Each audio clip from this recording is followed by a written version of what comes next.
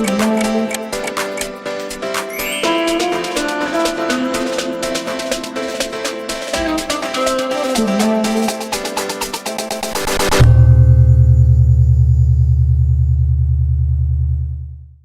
kalau dari Kak Ariela sendiri nih, dari kacamata kakak, milenial sekarang itu ngerti nggak sih sama Pancasila?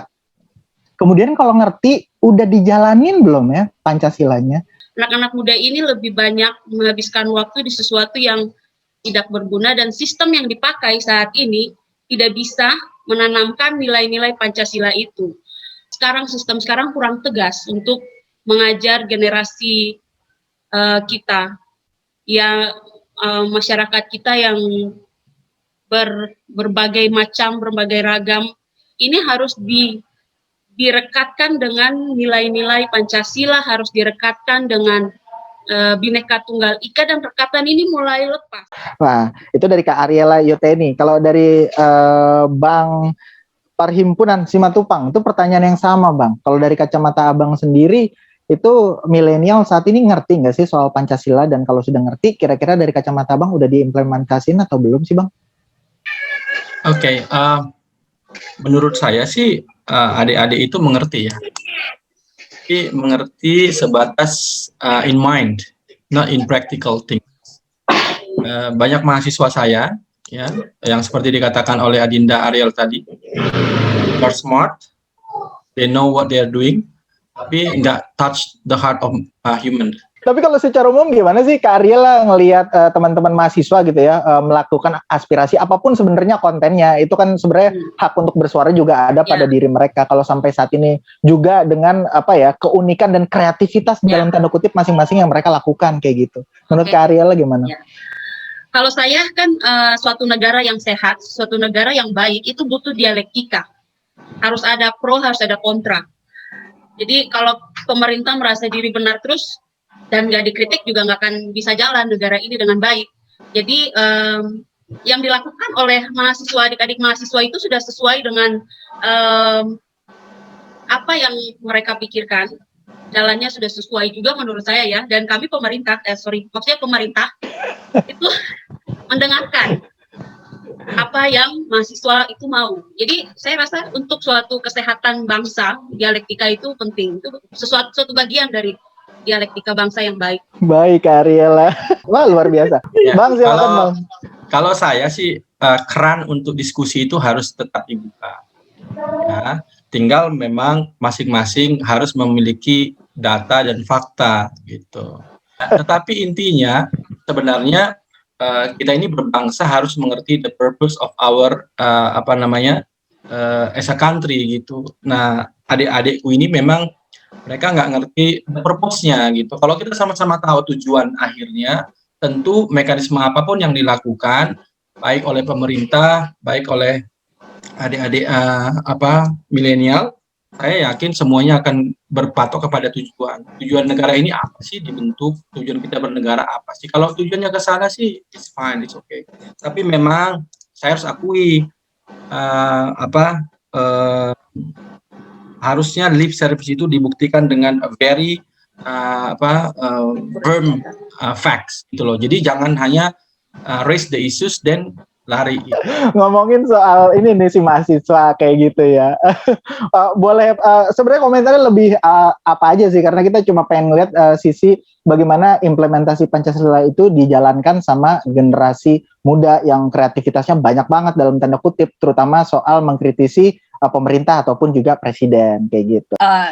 Kalau saya kembali lagi sepakat bahwa dialog itu harus ada, balancing factor harus ada, nggak bisa the whole point kenapa ada MPR, DPR, DPD itu kan supaya presiden juga nggak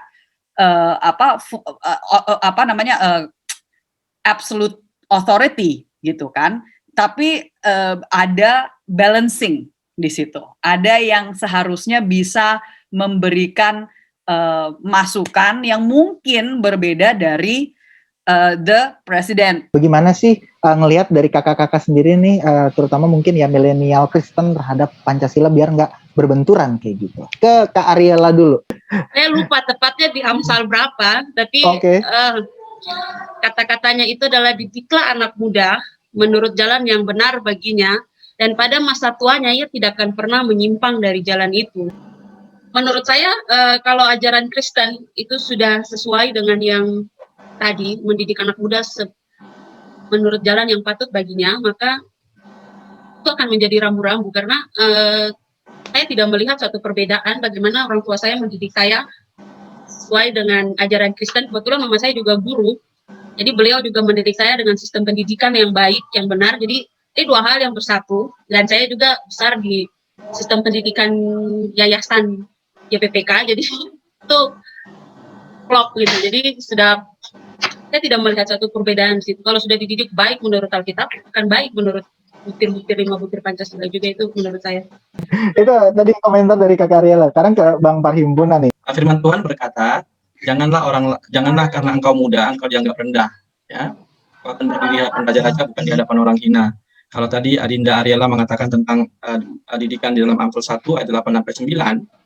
Nah, kalau kita hubungkan dengan kita sebagai anak Tuhan terhadap bagaimana kita hidup sebagai suatu warga negara, intinya cuma satu. Kita harus fanatik dengan agama kita, harus, tapi tidak munafik dengan orang agama lain kita. Jadi kalau kita mengerti betul, kita mengasihi Tuhan dengan hati kita, ya itu berarti kita memahami ajaran. Ajarannya apa? Ya kasih. Ujung-ujungnya kan ke sana. Nah, tetapi memang banyak orang bicara tentang agamanya tapi nggak ngerti, sehingga dia fanatik sempit gitu.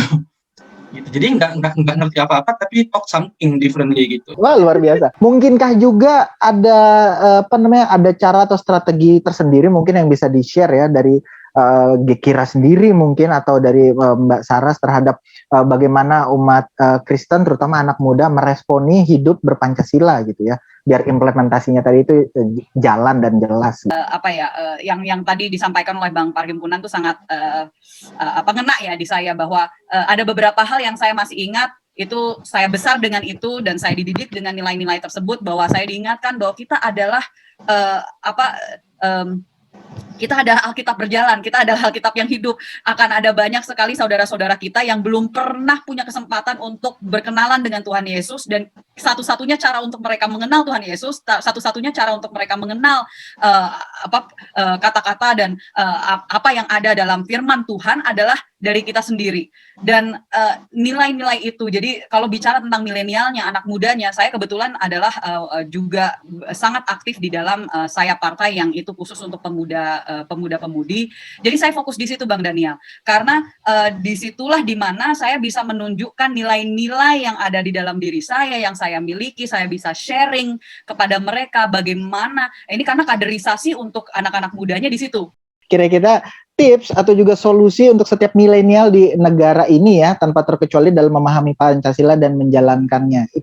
Oke, kalau dari saya hanya mau mengingatkan sekali lagi kembali, karena kita bicaranya adalah tentang Pancasila. Jadi sila yang pertama membicarakan tentang hubungan pribadi kita dengan Tuhan, yang dimana tidak ada orang lain, tidak ada kuasa dunia apapun yang bisa mengintervensi hubungan pribadi kita dengan Tuhan. Yang kedua, kita bicara tentang bagaimana kita melakukan kehidupan kita sehari-hari sebagai bagian dari satu komunitas, ya kan? Kita harus sebagai manusia yang adil dan beradab. Yang ketiga, kita bicara tentang identitas kita sebagai anak Tuhan yang diutus oleh Tuhan untuk lahir dalam sebuah negara yang namanya Indonesia. Dan kita mau menjaga identitas itu dengan menjaga persatuan kita, bukan dengan memecah belah. Yang keempat, sila keempat, kita bicara tentang bagaimana kita mewujudkan nilai-nilai kita sebagai anak Tuhan dan sebagai rakyat Indonesia dengan cara yang sudah ditentukan, yaitu musyawarah mufakat, yaitu dipimpin oleh hikmat kebijaksanaan, bukan oleh hal-hal yang tidak masuk akal, bukan oleh hoax, bukan dari semata-mata si A menyatakan ini, si B menyatakan ini, sepertinya gunung akan meletus di sebelah sana dan seterusnya gitu ya. Tetapi kita bicara tentang hikmat, dan itu pun juga yang Tuhan sudah sampaikan kepada kita di dalam firman-Nya, yang menyampaikan bahwa itu yang harus kita cari,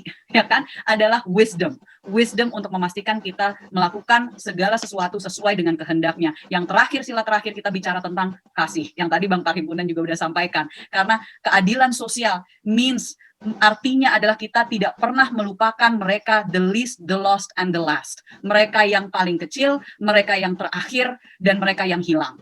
Itulah namanya keadilan sosial. Semua itu ada di dalam nilai-nilai kita, bagaimana kita mengimplementasikannya, bagaimana kita menaruh konteks di dalam iman kita, tinggal kita bagaimana kita menjalankannya. Itu dari saya, terima kasih.